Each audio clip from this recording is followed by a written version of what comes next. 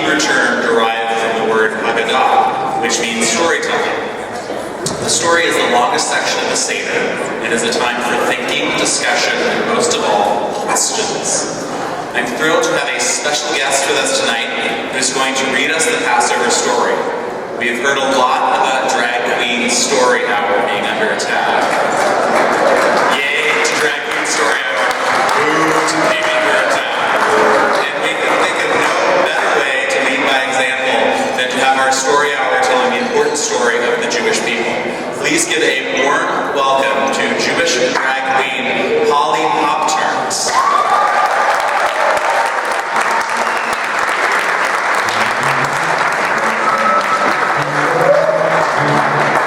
Hello everybody, my name is Poptart, the most spectacular drag queen that who existed before tonight.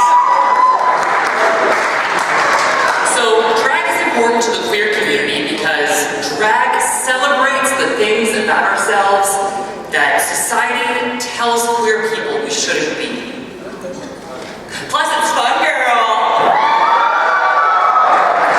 At UC Davis, my mostly straight college fraternity participated in Aero Jam, a lip sync and dance competition every year.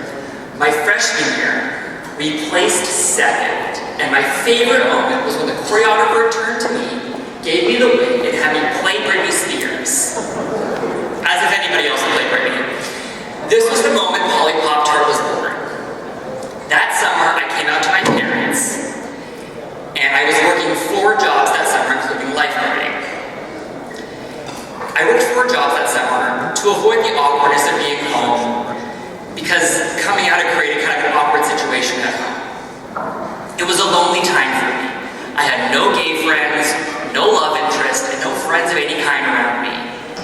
During my lifeguard breaks, I would imagine our Aero Jam routines for that next year.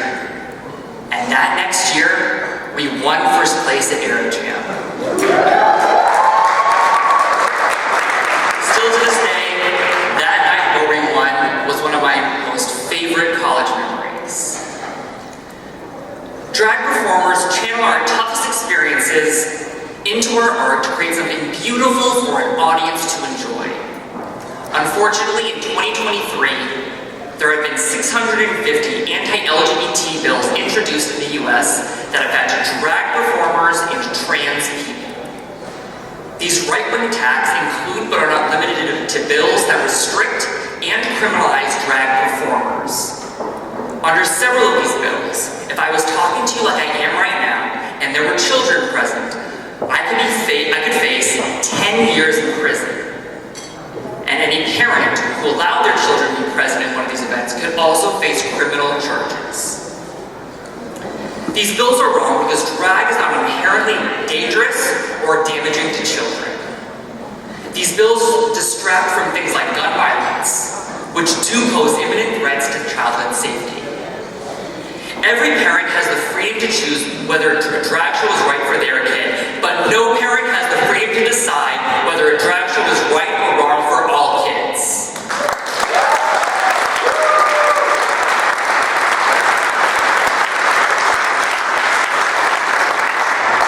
As we tell the story of Passover, a freedom story of the Jewish people, I hope you will also think about the freedoms of all people, especially since the Seder is called, of all things, a freedom Seder. Alright, so now we're going to go into the story of Passover, which, as coincidence would have it, is written in iambic pentameter. I've been called a William Shakespeare type by exactly 0 people, but I'm going to give this a go anyway. The time's now, friends, colleagues, lend me your ear, for we shall tell the tale 'tis told each year, of miracles, courage, and our freedom, of these fine foods, and where we eat them. It starts in Egypt, where thanks to Pharaoh, who thought the Israelites to be his foe, our people were enslaved, conditions harsh. Pharaoh's daughter pulled roses from a marsh. Raised in the palace, his people not free, saved a man, killed a guard, thus had to flee. Away for a time, he hearkened to blush, all been there. Flaming His Holiness gave him a push. God said, Moses, must go and telleth Pharaoh the Jews, not his to quelleth. With Aaron's help, Moses went and told Pharaoh.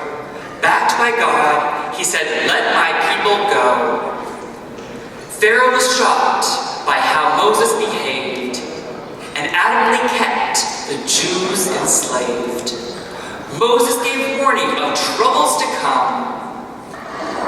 Were Pharaoh not to give the Jews freedom? Pharaoh's heart hardened. He stuck to his no. So God told Moses, the plagues were a go. Thus Egypt suffered. Water turned to blood. Frogs leapt and bound through the whole neighborhood. That's a tough ride. Lice, beasts, and pestilence raged on and on. Boil, hail, locusts. Then all light was gone. Yet Pharaoh stood fast and hard in his views. Freedom shall not be given to the Jews. Finally, thus did the last plague descend of the firstborn son. This would be the end. God told the Jews, take the blood of the lamb, paint over your door, protect it if you can. Thus were Jewish homes by plague passed over, thanks to the marking that doorway cover. Soothe this plague proved to be the last needed. Pharaoh wished Moses, words he heeded, for upon this passing of his firstborn son, Pharaoh said the Jews, enslavement was done. Our people fled quickly with breads on their back. No time to be slow, no time to relax. For as it happened, Pharaoh's mind hath flicked. He told his army to stop the Jews' trip.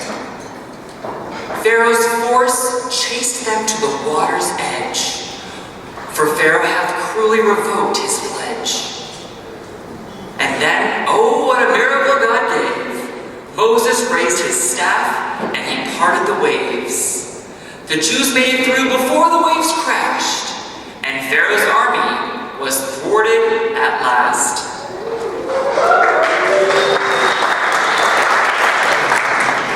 Now with great spirit the Jews dance and sing, led by Miriam, who would water bring. With God's miracles from Egypt we fled, with courage and strength from Moses who led. Our story is over, the Jews are free, onward to the land of milk and honey. And still we rejoice, each year cry anew, thank you God for everything, die ye new.